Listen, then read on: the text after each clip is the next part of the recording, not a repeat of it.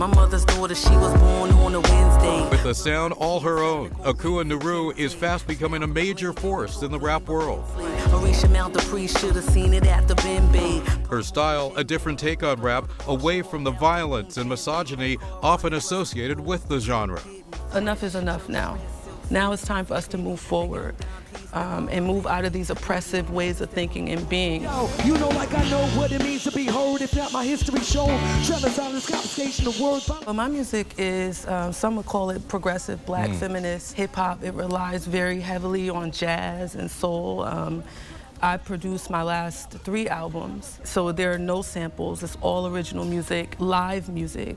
Akua grew up in New Haven, near Hill House High School. As a child, she loved to write poems. My family thought it was the cutest thing. That was just the beginning to what would become a future career in the recording industry. Rock with me now, roll with me now. Her own life experiences often a part of her musical message. There's a distance between what I experience at home, which is love and acknowledgement and support, and as a young black girl, and what you experience out in the world. Extremely well-educated with degrees from Rutgers and Penn, Naru is now working with scholars at Harvard, chronicling the contributions women have made in hip-hop. I would like to be a part of this movement that changes the way that we think about women and girls in hip-hop. Your little tenderness, 6 generations on the face could trace fingertips. He can play the drums, model, act, and even has part of an acceptance speech ready. I would like to give a big shout out to John Casablanca and my agent Tina. Meet 11-year-old. It's fun for me. I love it. I love what I do. Joshua Johnson from Hamden. He started at age 5 modeling for Hasbro and Target. Now he's acting. I look at him on set and when he's actually acting, and I get amazed and proud all at the same time. Good Josh. Good Josh. His mom, Tanya, says it's been a long road for him. He was born premature, just 4 pounds. Josh came out, perfect child for me. As he grew up, she said folks kept encouraging her to get him into modeling. So she did. I was really shy, but I had a lot of energy. That's why initially he liked ads, but the screen came calling. When I had my first gig, I was really nervous because I didn't know what to expect. And now he's starring in Power Book 3, Raising Canaan on Stars. You just kind of gotta read the bio and like connect your feelings into the character's feelings. Curtis 50 Cent Jackson is in it too. He didn't get to meet him, but still had a good time. It was fun on set. I really got to make a lot of new friends, and they were really nice, and they took me in. I'm so excited for everybody to see me on the big screen. And with tutors at the ready, he assured me his schoolwork is not slipping. I kind of just have to focus and keep up with my work a lot.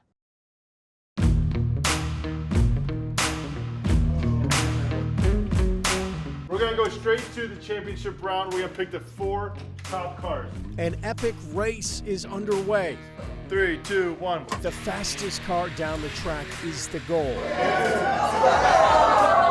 But inside the Innovation Lab, at the Engineering and Science University Magnet School in West Haven, I spent quite a lot of time working on it. It takes some thoughtful time to reach that top speed across the finish line. They bring me their designs, and then I teach them how to use the tools, how to take those designs and actually make a real prototype come alive. Students like Aaron Odney Signer backed his strategy with science. It's a loose model of an F1 race car, and we thought that it would be the most aerodynamic. It wasn't. Not as well as we'd hoped. But there might be more to learn in defeat than victory. Weight distribution, how that affects the car. Problem solving partnered with a hands-on group activity can accelerate learning. How did the curriculum come alive? How was it incorporated to like a real-world challenge? Action-based education and training for the next generation of engineers, scientists, and leaders. These subjects are really interesting and they're fun, as you can see from today, so it makes it for a really unique experience as a student. In West Haven, Scott McDonald, News 8.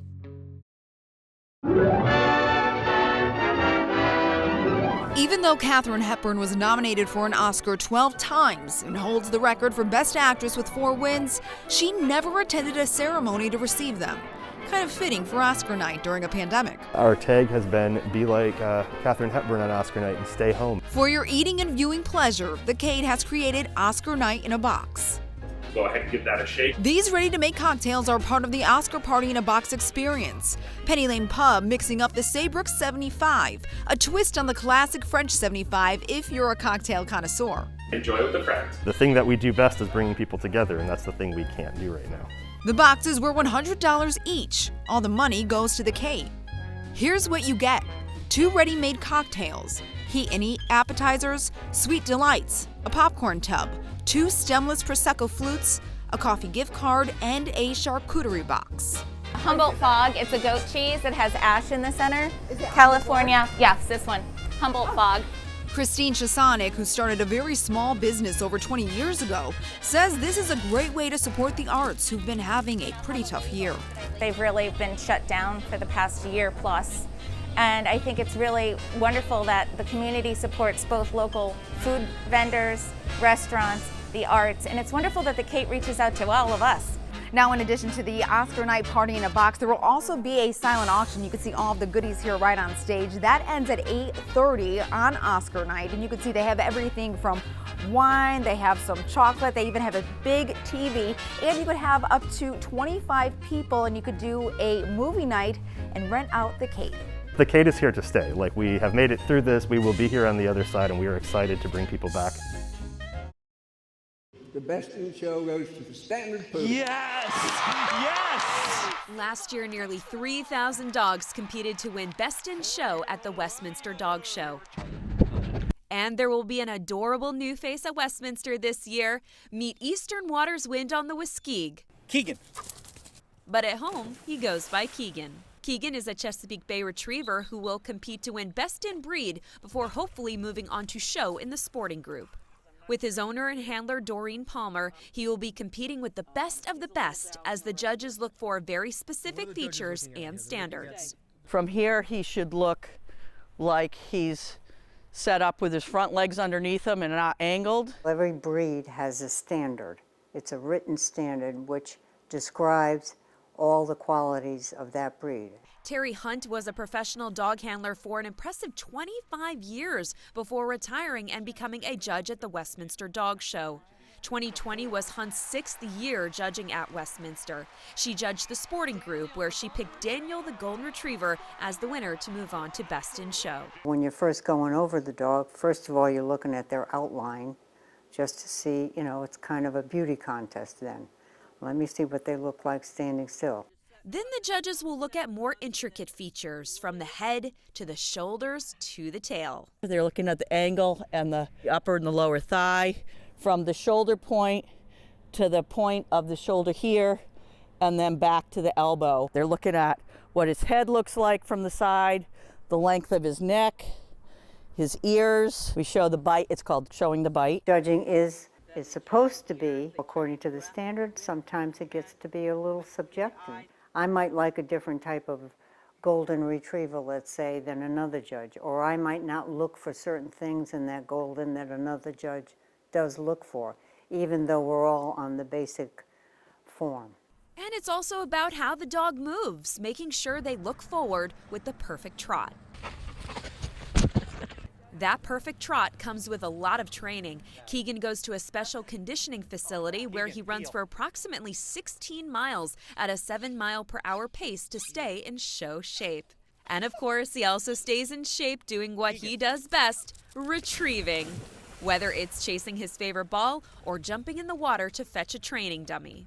But no matter the outcome at Westminster, Doreen and Gary Palmer will be proud of their pup and all he's accomplished to make it this far.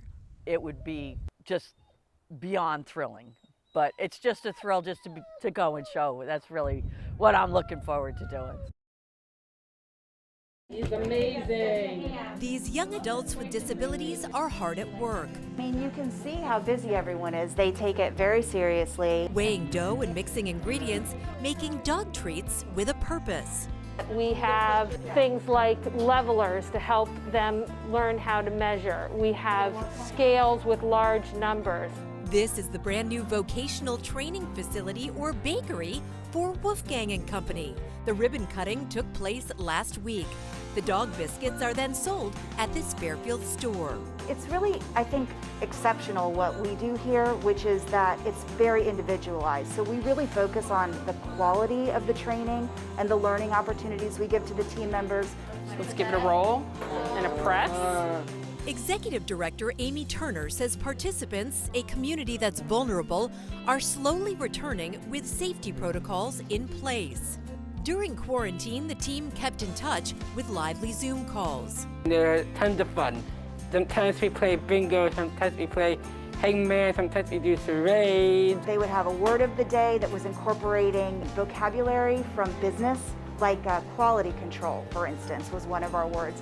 The nonprofit, created by mothers of young adults with disabilities, provides work training and more. The second is the community awareness, educating everyday people and business owners that there really is an advantage of utilizing people with disability. Chris Lopes, a 24-year-old with Down syndrome, loves being part of the Wolfgang crew. People call it a safe haven. I call it the best place to be with your friends and family. Nice job, pal. Out of the box, Push me up. out of the classroom, and into the woods. It's the sophomores, the juniors, the freshmen getting ready for next year, getting the leaders ready to work together in a non-traditional setting. Instead of sitting in conferences, this activity is called the Give and Take. The Connecticut Association of Student Councils is getting creative. We're trying to approach leadership in something that really hasn't been seen in Connecticut before. Teamwork. I think it teaches a lot of leadership skills. It's a great way to connect with other schools. Togetherness. Encourage each other. Some positive feedback is always great. Problem solving as a group. You kind of have to like take and give the rope. So it's kind of like teamwork, and I think I tugged on it a little bit too much. The only way to solve the task is to communicate effectively. Your partner still has like a couple steps. Communication is very important in a lot of aspects of life. If we talk to other schools, we can get other ideas, get to know other people. Then these young leaders from schools all across the state can take the insight they gained back to hallways and homerooms at their own schools. The hope is that this is going to give them that skill set that when they get back to the school that they can work with diverse student groups within the building. Scott McDonald, News 8.